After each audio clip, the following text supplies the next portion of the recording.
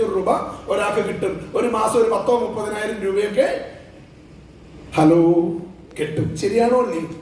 എന്റെ ചോദ്യം, 1000 രൂപ ഡെയിലി കിട്ടിയാൽ ഒരാൾക്ക് ഇന്നത്തെ കാലത്ത് ജീവിച്ചു പോകാൻ തന്നെ പറ്റുമോ?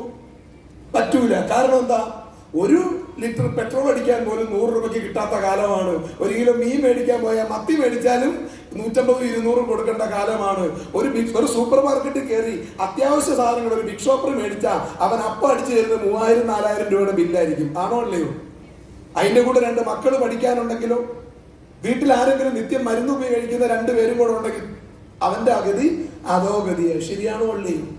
പെട്ടെന്നൊരു അസുഖം വന്നാൽ, ഒരു 10,000 രൂപ ആവശ്യം വന്നാൽ ആദ്യം ഓടുന്നത് ഹോസ്പിറ്റലിലേക്കല്ല, ആദ്യം ഓടുന്നത് കടം മേടിക്കാനാണ്.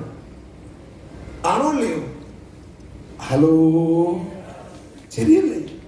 ഇനി മാസം 25,000-30,000 രൂപ ശമ്പളത്തിന് പണിയെടുക്കുന്ന ആളുകൾ ഇവിടെ ഉണ്ടാവും. എന്റെ ചോദ്യം, ഈ ഡെയിലി 1000 കിട്ടുന്നവനും മാസം 30,000 കിട്ടുന്നവനും തമ്മിൽ ഫലത്തിൽ എന്തെങ്കിലും വ്യത്യാസമുണ്ടോ? ഉണ്ടോ? ഒരാൾക്ക് ഡെയിലി 1000 വെച്ച് കിട്ടുന്നു, മറ്റേയാൾക്ക് 30,000 ഒരുമിച്ച് കിട്ടുന്നു. ഫലത്തിൽ വ്യത്യാസമുണ്ടോ? ഇല്ല. എന്നാൽ ചെറിയ ചില വ്യത്യാസം ഉണ്ടെന്നാണ് നമ്മുടെ ഒരു വിചാരം.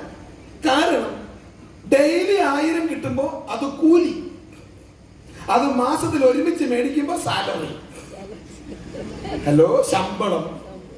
അന്നെന്ന് 1000 കിട്ടുന്നവൻ പണിക്കാരൻ, മാസം ഒരുമിച്ച് മേടിക്കുന്നവൻ ജോലിക്കാരൻ.